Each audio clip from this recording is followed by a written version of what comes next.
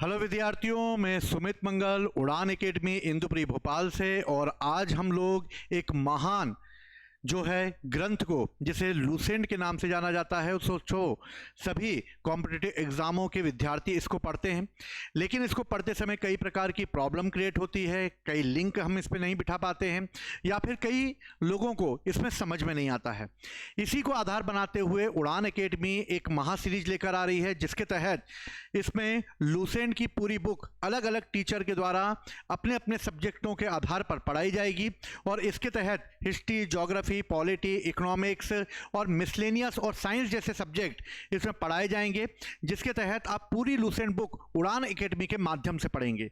और इसके लिए आप जो हैं हमारे यूट्यूब पर ये वीडियो देख सकते हैं। इसके अलावा अगर आप चाहें तो उड़ान शिक्षा ऐप भी डाउनलोड कर सकते हैं और इस पर भी लूसेंट की सारी भी जो टॉपिक हैं वो कवर कराए जाएंगे। एक एक पेज को कवर कराया जाएगा और इन सभी को कवर कराते हुए इसको डिस्क्राइब भी किया जाएगा, जिससे आप अपने पर्सनल नोट्स भी बना सकेंगे। आप चाहें तो लूसेंट को आधार बनाकर उस पर भी नोट डाउन कर सकेंगे, लाइन बाय लाइन उसको आप पढ़ सकेंगे, जिससे कि आप उस बुक को समझ सकें।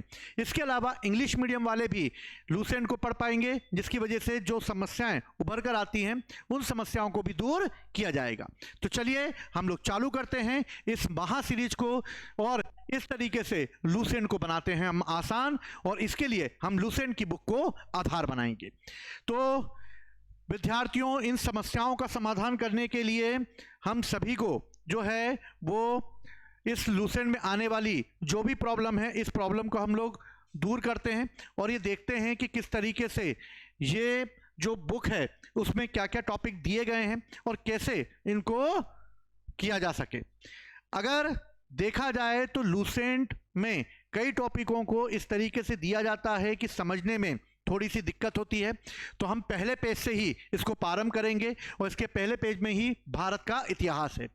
ठीक है, अगर हम इसको लाइन बाय लाइन पढ़ें तो कहा गया है कि उत्तर में हिमालय से लेकर दक्षिण में समुद्र तक फैला उपमहाद्वीप को हम क्या कहते हैं?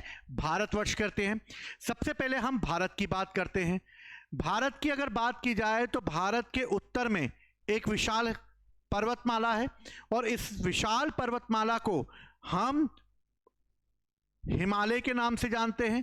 और इस तरह हिमालय जो है वो उत्तर भारत की एक सुरक्षा की दृष्टि से महत्वपूर्ण है। और इस तरीके से उत्तर में यहां पर जो एक पर्वतमाला है उस पर्वतमाला का नाम है हिमालय। और इस तरीके से उत्तर में हिमालय से लेकर दक्षिण में समुद्र तक, क्योंकि यहां पर चारों तरफ क्या है? समुद्र है। और इस तरीके से ये जो समुद्र है, इस समुद्र और उत्तर में हिमालय से लेकर दक्षिण में समुद्र तक जो एक देश है, इस देश को कहा जाता है भारतवर्ष, यानी भारतवर्ष के नाम से जाना गया। महाकाव्य और पुराणों में भी इसे क्या कहा गया है? भारतवर्ष कहा गया है। इसलिए अंत में इसे भरतों का देश कहा गया। और भरतों का देश कहने के साथ ही यहां के निवासियों को भारतीय अर्थात भरत की संतान कहा गया है।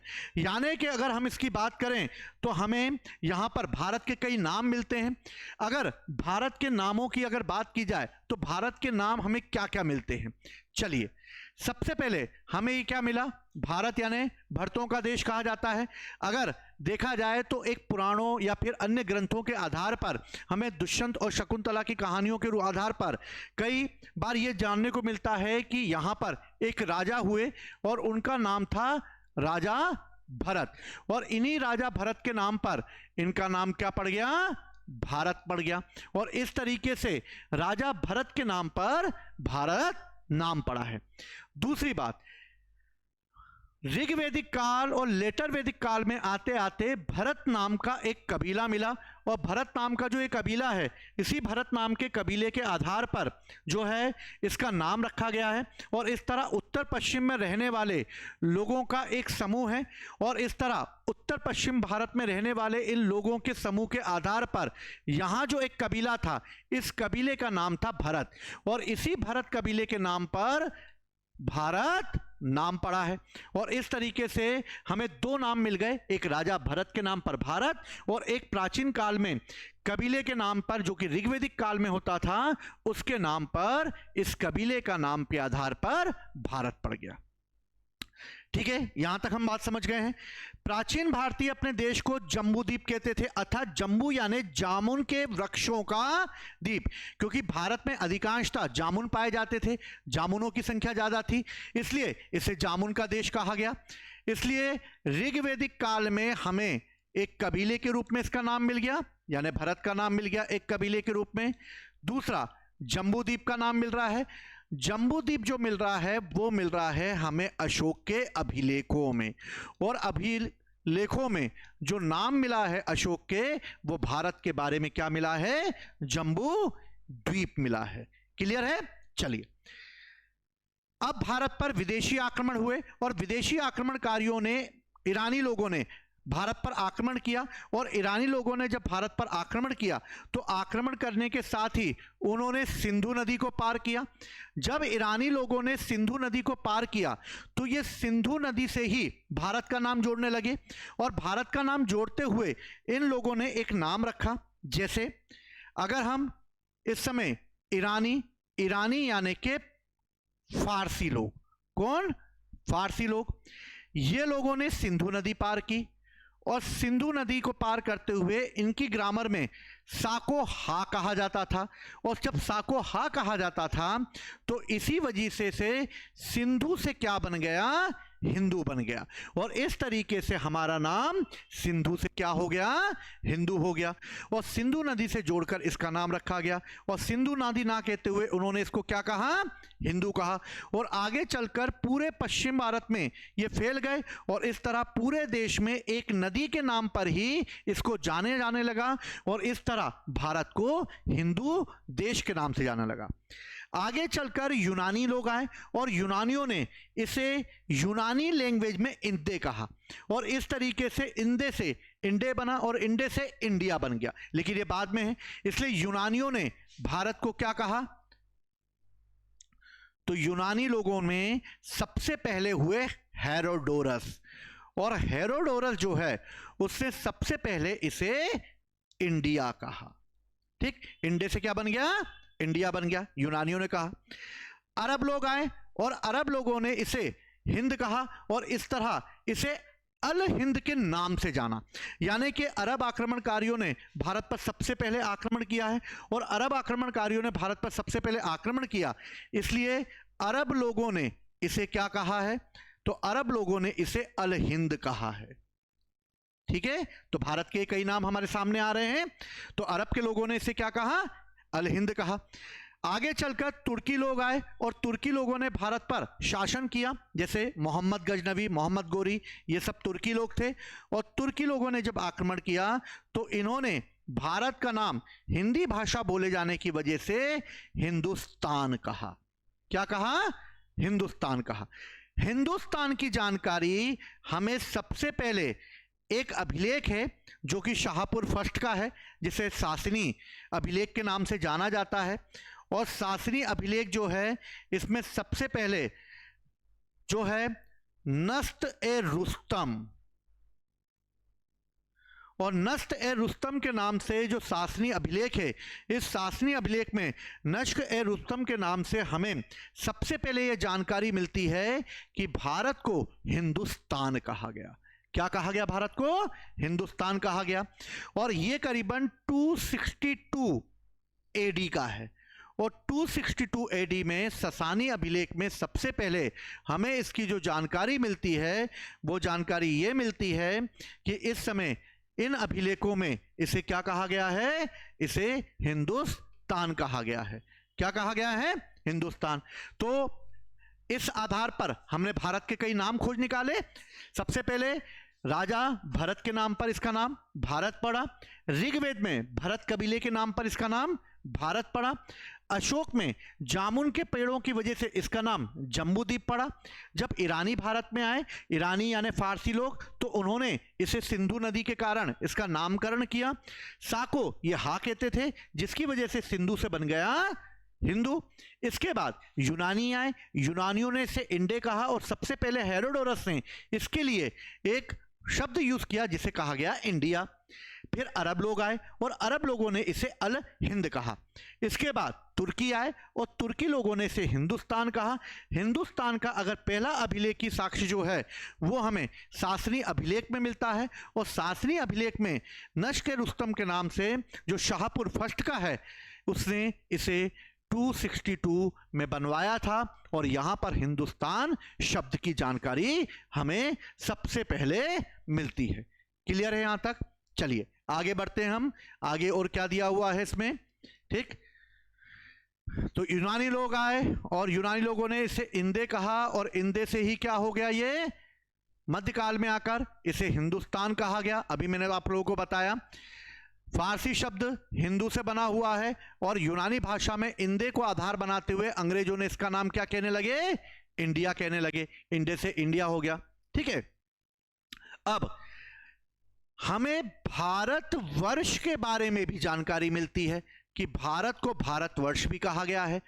भारतवर्ष कहा गया है खारवेल के हाथी गुफा अभिलेख में, और खारवेल की हाथी गुफा अभिलेख में पहली बार हमें यह जानकारी मिलती है कि भारत जो एक विशाल देश है इसे भारतवर्ष के नाम से जाना गया, और यह मिलती है हमें खारवेल के हाथी गुफा अभिलेख से।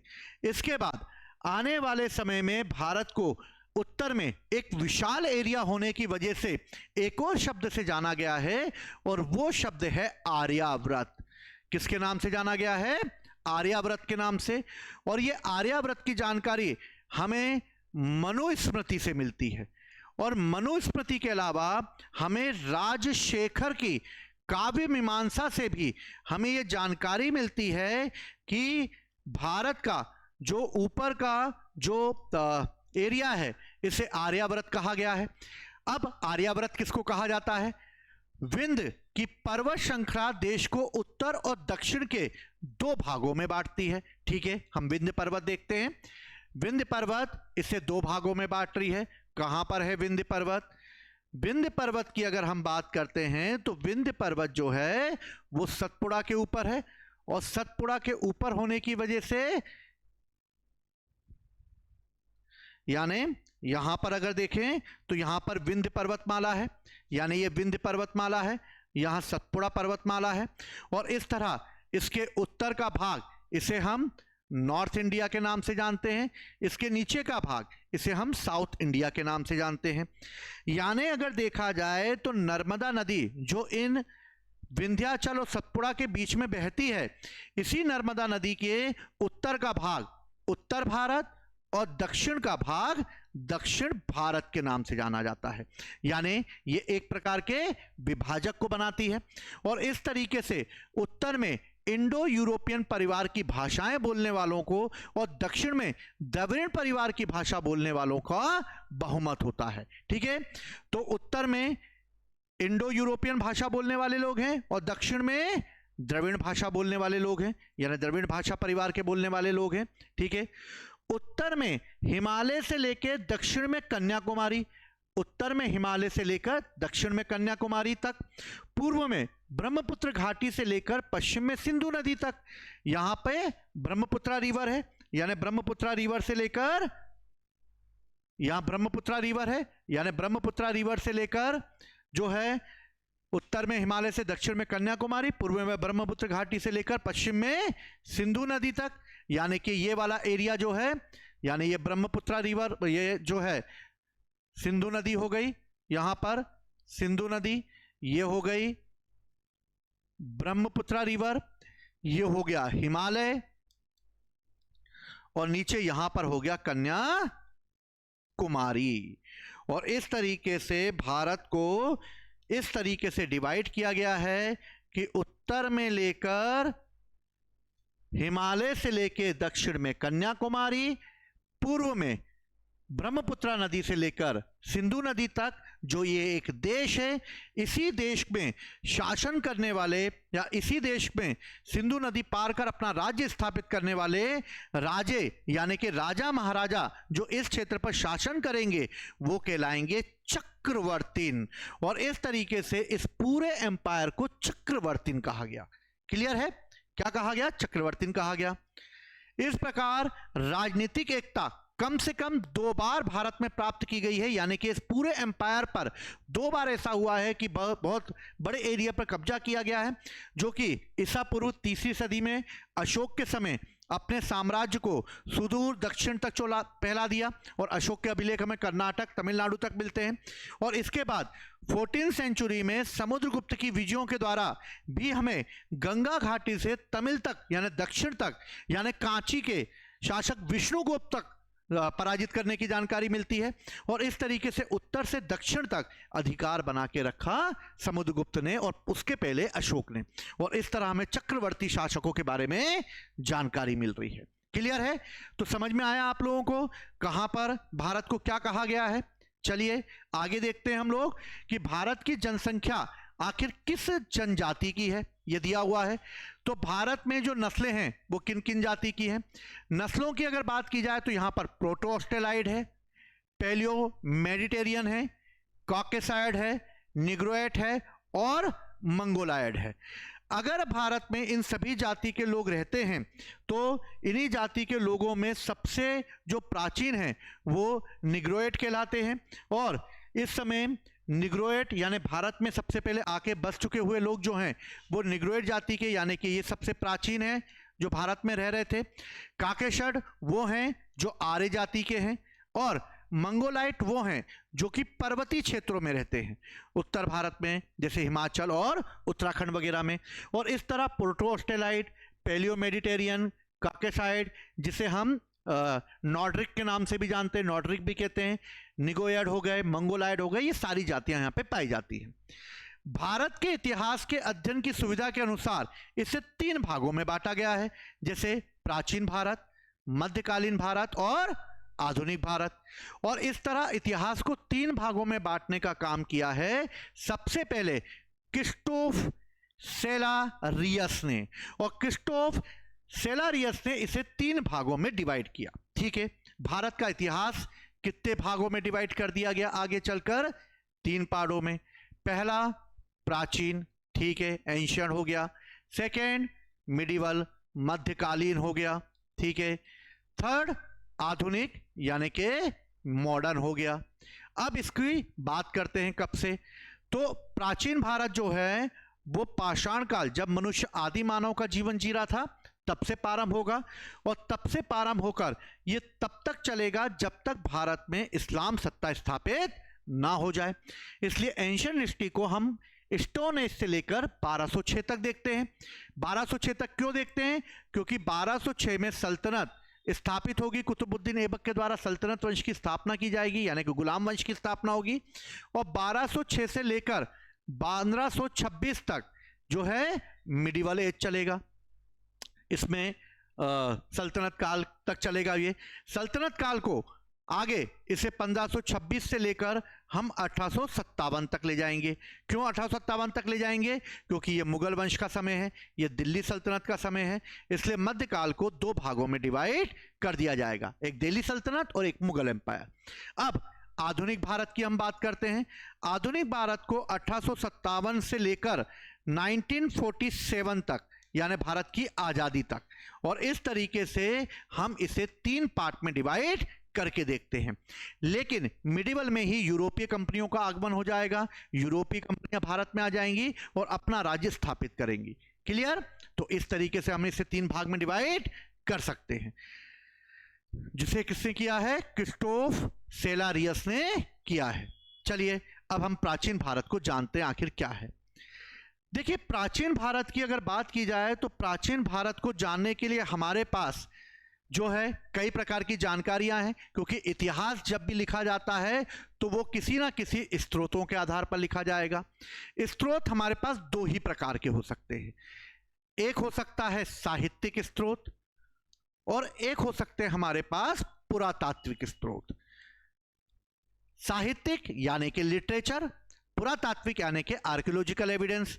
साहित्य की बात करते हैं तो इसे भी हम 2 भागों में बांटेंगे, एक देसी साहित्य और एक विदेशी साहित्य।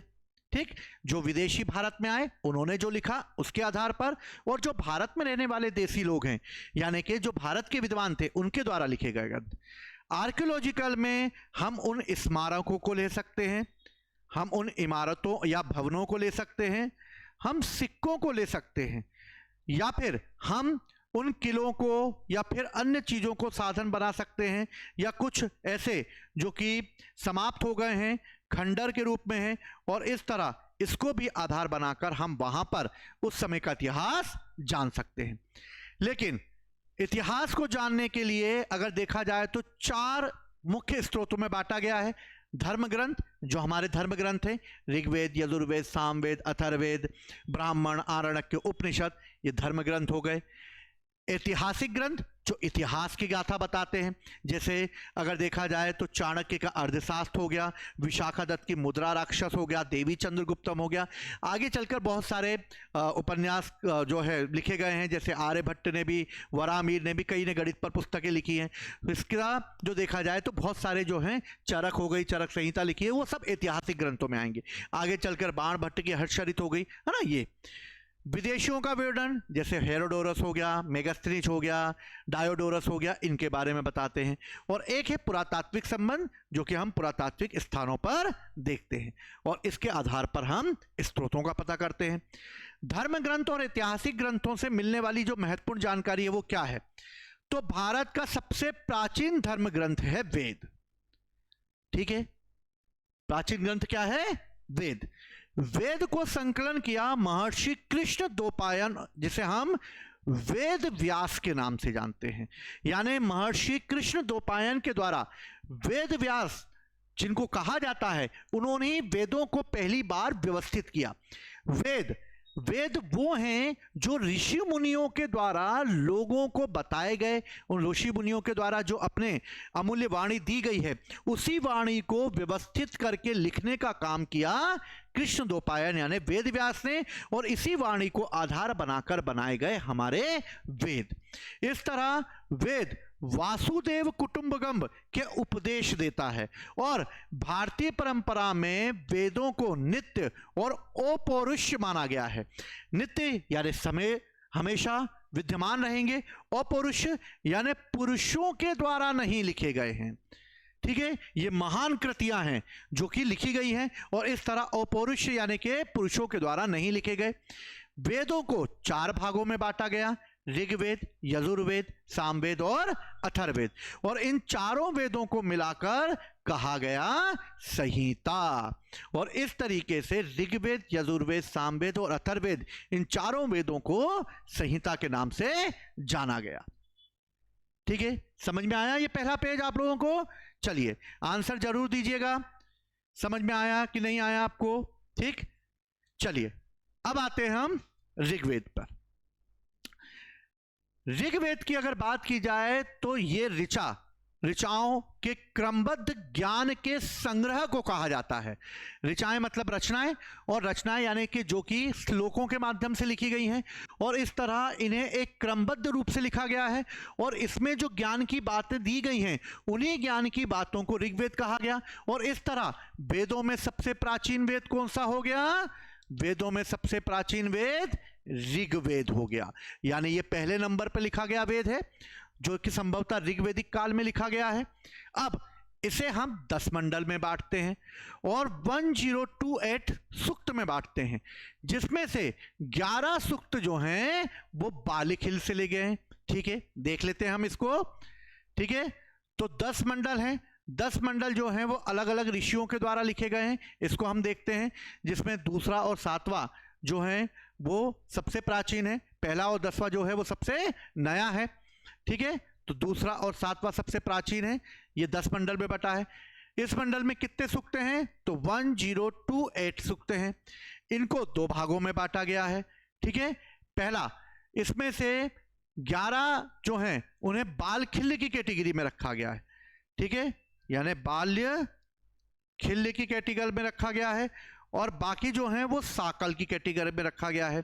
यानी 1028 में से बाल खिल्य में 11 और 17 जो हैं वो साकल में रखे गए हैं, और इस तरीके से इसे जो है वो कहा गया है 1028 सूक्त हैं इसमें। ठीक है, ऋचाओं की बात करते हैं। ऋचाएं जो हैं वो ट्रेन, 1462 यानी ऋचाएं हैं, यानी मंत्र हैं इसमें। ठीक, इन वेदों की ऋचाओं को पढ़ने वाले ऋषि को होर्ता कहा जाता है, यानी कि ऋग्वेदिक काल के मंत्रों का उच्चारण करने वाला अगर कोई व्यक्ति है तो उसे होर्त कहते हैं, है ना, होर्ता भी कहते हैं। इसलिए होर्ता जो है वो इन मंत्रों का उच्चारण कर सकता है। इस वेद को आर्यों की राजनीतिक प्रणाली, इतिहास और ईश्वर की महिमा के बारे में जानकारी मिलती है, यानी कि ईश्वर को कैसे याद किया जाए, ईश्वर की स्तुति कैसे की जाए, भगवान को याद कैसे किया जाए, इस तरह की जानकारी हमें ऋग्वेद में मिलती है। विश्वामित्र ने भी इन्हीं 10 मंडलों में से एक मंडल की रचना की थी, और यह मंडल है 3rd नंबर का मंडल। मोस्ट इंपॉर्टेंट है कि विश्वामित्र ने तीसरे मंडल की रचना की, जो सूर्य देवता को समर्पित है, और सूर्य देवता को समर्पित है यानी इसे सावित्री कहा गया है, सावित्री कहा गया है। और इन्हीं सावित्री को समर्पित किया गया है गायत्री मंत्र। तो याद रखना, गायत्री मंत्र जो है वो सूर्य को समर्पित है, क्योंकि सूर्य को ही क्या कहा गया है, सावित्री कहा गया है, इसलिए गायत्री मंत्र इन्हीं के लिए है। 9वें मंडल में हमें सोम के बारे में जानकारी मिलती है। सोम बेसिकली एक प्रकार की औषधियों से बनाया जाने वाला पेय पदार्थ है। ये एक ऐसा पेय पदार्थ है क्योंकि इस समय यज्ञ होते थे, और यज्ञ होते समय यज्ञ कई दिनों तक चलते थे, और जब ये यज्ञ कई दिनों तक चलते थे तो यज्ञ कराने वाले ऋषियों को क्योंकि भोजन वगैरह ये कम कर पाते थे, इसलिए पेय पदार्थों का सेवन करके ये अपनी एनर्जी बरकरार रखते थे। इसलिए इनकी एनर्जी बरकरार रखने के लिए सोम रस का पेय इन्हें पिलाया जाता था, जिससे ये अपनी एनर्जी जनरेट रख सके। तो सोम रस के बारे में 9वें मंडल में, तीसरे मंडल में हमें सावित्री यानी गायत्री मंत्र के बारे में। 8वें मंडल ये हस्तलिखित ऋचाएं हैं, यानी हाथों से लिखी गई ऋचाओं को खिल कहा गया है, और इसके 8वें मंडल को जो हाथों से लिखे गए हैं इसे हस्तलिखी ऋचाओं की वजह से खिल कहा गया। ऋग्वेद का सबसे बड़ा मंडल 10वां मंडल है। कौन सा मंडल है सबसे बड़ा? 10वां मंडल है। इसी 10वें मंडल में हमें बहुत सारी जानकारी मिल रही है, जैसे हमें यह जानकारी मिल रही है कि इस समय नदी स्तुति सूक्त यानी नदियों की प्रशंसा की गई है, और इसमें हमें लगभग 21 प्रकार की नदियों की जानकारी मिल रही है। ठीक है, और भी नदियों की जानकारी मिल रही है, नदियों की प्रशंसा है। पुरुष सूक्त मोस्ट इंपॉर्टेंट है, कई बार क्वेश्चन पूछा गया है, तो याद रखना 10वें मंडल में पुरुष सूक्त की विचारधारा है। पुरुष सूक्त यानी वैदिक समाज शास्त्र की बात कर रहे हैं, यानी कि ये बता रहे हैं कि किस तरीके से समाज 4 वर्णों में डिवाइड हुआ। 4 वर्णों में डिवाइड होने की जानकारी हमें पुरुष सूक्त में मिलती है, और इस तरह 10वां मंडल हमें वर्ण व्यवस्था के बारे में बताता है। नासदीय सूक्त, इसमें ब्रह्मांड का सृजन कैसे हुआ इसके अनुमान लगाए गए हैं, और सूर्य सूक्त में विवाह श्लोक के बारे में बताया गया है, यानी विवाह सूक्त भी 9वें मंडल में है, वो 10वें मंडल में है। इसके अलावा पुरुष सूक्त भी 10वें मंडल में। चतुर्थ वर्ण समाज यानी कि समाज की कल्पना की गई है कि ऋग्वेद के 10वें मंडल में यह बताया गया है कि समाज 4 वर्णों में डिवाइड होगा, ब्राह्मण, क्षत्रिय, वैश्य और शूद्र, और ये चारों वर्ण किसी और से नहीं बल्कि एक आदि पुरुष ब्रह्म रूपी से उत्पन्न हुए हैं, जिसमें ब्राह्मण मुख से, क्षत्रिय भुजाओं से, वैश्य जांघों से और शूद्रों की उत्पत्ति चरणों से हुई है, और इस तरह इसे डिफाइन किया गया है। ठीक है, समझ में आई ये बात, और इस तरीके से ऋग्वेद में हमें जानकारी मिल रही है। इसके अलावा धर्म सूत्र में 4 प्रमुख जातियों की स्थिति बताई गई है, और इसी में बताया गया है कि व्यवसाय, दायित्व और कर्तव्य और विशेषाधिकार कैसे होने चाहिए इन चारों वर्णों के। इन चारों वर्णों के हमें जानकारी इसी धर्म सूत्र के अनुसार मिलेगी। ऋग्वेद में हमें कई बार कई परिच्छेदों में यानी रचनाओं में हमें अघन्य शब्द मिलता है। अघन्य का मतलब ऐसा जिसका वध नहीं किया जा सकता, और इस शब्द के लिए प्रयोग किया गया है गाय, यानी गाय किसको कहा गया है? अघन्या को कहा गया है, यानी कि ऐसा जिसका वध ना किया जा सके वो है अघन्य, और अघन्य मतलब है गाय, और गाय का वध किसी भी कंडीशन में नहीं किया जाना चाहिए। क्यों नहीं किया जाना चाहिए? क्योंकि गाय बहुत उपयोगी है, गाय का दूध से हम लोग कई पेय पदार्थ बनाते हैं, गाय के दूध से हम भोजन का निर्माण करते हैं, और इस तरह गाय के दूध से ही बालक जो हैं वो बड़े होते हैं। ऋषि मुनियों का पेय जो है वो भी दूध से बनता है, और गाय में देवताओं का वास होता है। ये अवधारणा रखते हुए इसे अघन्य कहा गया, यानी गाय का उपयोग बहुत इंपॉर्टेंट है, इसलिए गाय महत्वपूर्ण बन गई। ऋग्वेद में ब्रह्म का उल्लेख है, आत्मा का उल्लेख नहीं है। तो याद रखना, ऋग्वेद में मोक्ष की कल्पना नहीं की गई है। यह नहीं बताया गया कि मनुष्य की आत्मा किस तरीके से मोक्ष प्राप्त करेगी। बस इनका यह मानना है कि देवताओं को याद रखो, ब्रह्म को का पालन करो, और इस तरीके से ब्रह्म के बनाए गई इस सृष्टि में रहकर अपना आनंद पूर्वक जीवन जियो। यानी कि ऋग्वैदिक काल में आनंदपूर्ण जीवन जीने की बात कही गई है, संसाधनों का सर्वोत्तम प्रयोग करने की बात कही गई है। इसमें कभी भी मोक्ष की बात नहीं कही गई। क्यों? क्योंकि आत्मा का कॉन्सेप्ट नहीं आया है। आत्मा का कॉन्सेप्ट आने वाले समय में आएगा, अभी ऋग्वैदिक काल में आत्मा का कॉन्सेप्ट नहीं आया। अब एक कंफ्यूजन बच्चों को बहुत रहता है कि ईसा पूर्व और ईस्वी क्या होता है। ईसा पूर्व और ईस्वी को आज हम लोग समझते हैं। वर्तमान में जिस कैलेंडर को हम यूज करते हैं उसे ग्रेगोरियन कैलेंडर कहा जाता है, इसे ईसाई कैलेंडर भी कहते हैं, इसे जूलियन कैलेंडर भी कहते हैं। ईसाइयों के जो गुरु हैं इसे हम ईसा मसीह कहते हैं, और ईसा मसीह के जन्म को ही आधार बनाते हुए हमने ईयर को डिसाइड किया है। जैसे हमने ये डिसाइड किया है कि ईसा मसीह का जन्म मान लो 0 में हुआ, इसको हमने ग्रेगोरियन कैलेंडर के आधार पे क्या बना दिया? 0 बना दिया।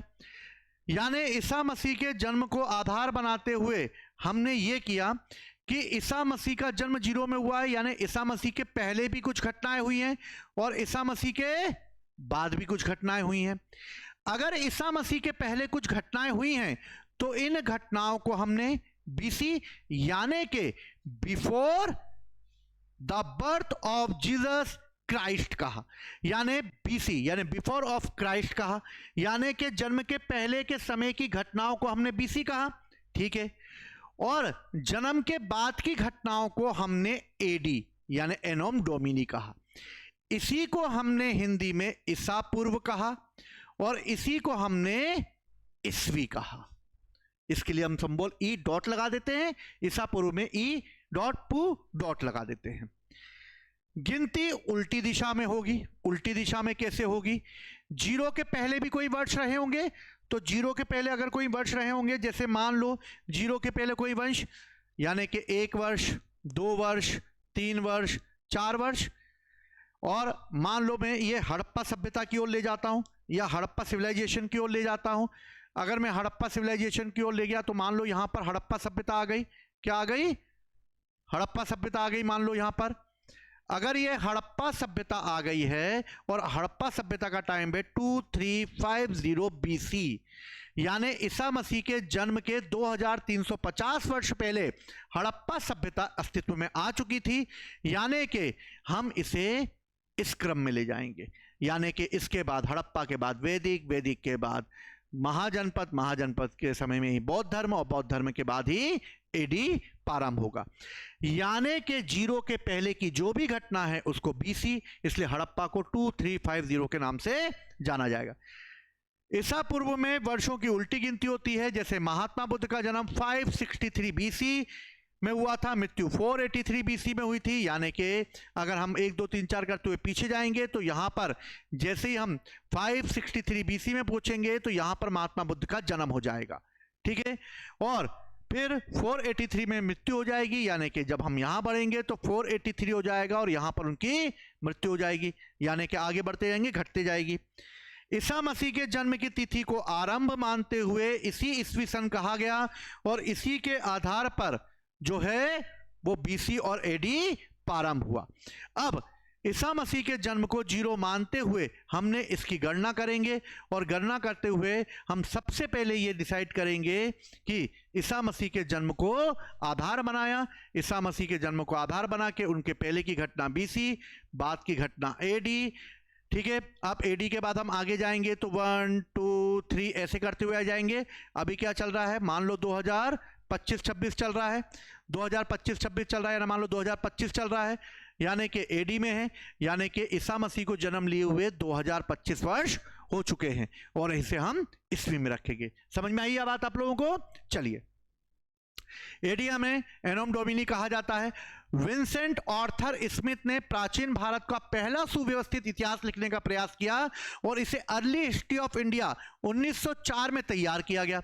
इसी पुस्तक में 1/3 भाग में केवल सिकंदर के आक्रमण का उल्लेख किया गया और इस तरह भारत को एक स्वेच्छाचारी शासन दिखाया गया और यह बताया गया कि ब्रिटिश शासन की स्थापना के पहले, क्योंकि स्मिथ ब्रिटिश काल में आएंगे और यह भारत का इतिहास लिखने की कोशिश करेंगे, तो इन्होंने जब पुराने आधार निकाले तो उन्होंने कहा कि ब्रिटिश शासन की स्थापना के पहले कभी भी राजनीतिक एकता का अनुभव नहीं हुआ था। इसलिए लिखा है उन्होंने कि भारतीय इतिहासकारों का सरोकार शासन के एकमात्र स्वरूप तानाशाही में रहा और इस तरह राजा महाराजा यहां पर शासन करते रहे। क्लियर? वामन अवतार के 3 पगों की आख्यान का प्राचीनतम स्रोत ऋग्वेद है और इस तरह वामन अवतार में कहा गया है कि 3 पग, यानी कि 3 पग में पूरे ब्राह्मण को जो है उन्होंने समेट लिया था और इसकी जानकारी हमें किसमें मिलती है? ऋग्वेद में। वामन अवतार भगवान वामन को श्री हरि के पहले ऐसे अवतार के रूप में मानव रूप में प्रकट करता है जिसने अपने पिता कश्यप ऋषि और माता अदिति थे और ये बोने रूप में, यानी बोने ब्राह्मण थे, रूप में जन्म हुए। और भागवत पुराण में हमें विष्णु के जो हैं 9 अवतार, यानी कि 10वां अवतार जो कल की है जन्म लेने वाले हैं, यानी कि 10 अवतारों के बारे में भी जानकारी मिलती है इसमें आगे चलकर। तो वामन अवतार का उद्देश्य दिया गया है कि भगवान विष्णु द्वारा इंद्र को स्वर्ग लोक में स्थापित करने के लिए और पृथ्वी को वापस से समुद्र से बाहर लाने के लिए भगवान को जो है वामन अवतार लेना पड़ेगा, मतलब इंद्र को पुनः स्थापित करने के लिए, और फिर बाद में चलकर वराह अवतार लेना पड़ेगा पृथ्वी को स्थापित करने के लिए। और इस तरह 10 अवतारों की कल्पना आई: मत्स्य, कुर्म, वामन, नरसिंह, वराह और इसके बाद परशुराम, राम, कृष्ण, बुद्ध और कल्कि। ये 10 अवतार हैं, कल्कि लेने वाले अवतार हैं अभी। और भगवान बुद्ध को दक्षिण भारत में उपेंद्र के नाम से जाना गया। किसके नाम से? उपेंद्र के नाम से।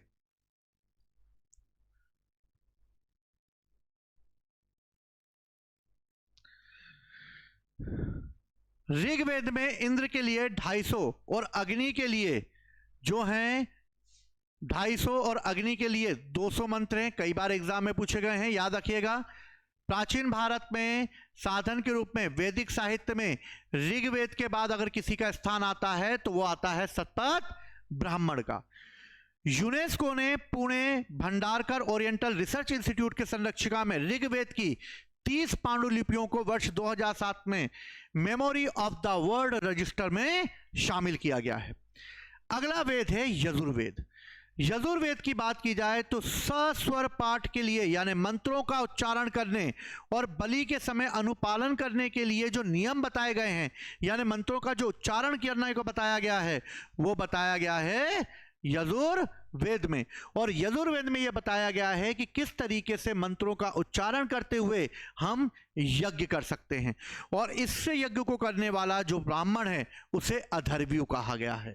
ठीक, यजुर्वेद में यज्ञों के नियम एवं विधि विधान का संकलन है। ऋग्वेद में देवताओं को याद करने के मंत्र हैं। बलिदान की विधि का वर्णन भी इसमें कहा गया है और एक ऐसा वेद है जो गद्य और पद्य दोनों में लिखा गया है। तो याद रखिए, गद्य और पद्य दोनों में लिखा गया है यजुर्वेद। अथर्ववेद के पहले एक और वेद आता है जिसको हम कहते हैं सामवेद। सामवेद की अगर बात की जाए तो साम का अर्थ होता है गान, यानी ऐसा वेद जो संगीत से रिलेटेड है और यज्ञ करते समय गाए जाने वाले मंत्रों को, ऋचाओं का संकलन इसमें दिया गया है। और इसके मंत्रों का उच्चारण करने वाला भी उद्गाता कहलाता है और इस तरह उद्दाता यानी कि उद्गाता कहलाता है। और इसका संकलन भी ऋग्वेद पर आधारित है और 1810 सूक्त जो प्राय ऋग्वेद से ही लिए गए हैं, यानी ये एक ऐसा वेद है जिसके अधिकांश मंत्र ऋग्वेद से लिए गए हैं। इसे भारतीय संगीत का जनक माना जाता है क्योंकि इसी में 7 स्वरों की जानकारी मिलती है। यजुर्वेद और सामवेद में किसी भी विशिष्ट ऐतिहासिक घटना का वर्णन हमें नहीं मिलता है। इसमें कोई भी ऐतिहासिक घटना का वर्णन हमें नहीं मिलता है।